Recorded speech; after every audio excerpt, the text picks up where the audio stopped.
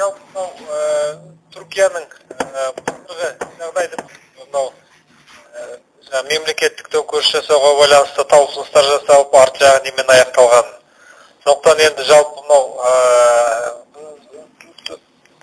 президенті Тайып Реджеп Ердоған мысалы осы кезеңнен бастап елде біраз өзгерістер жасап жатыр, саяси жағынан болсын.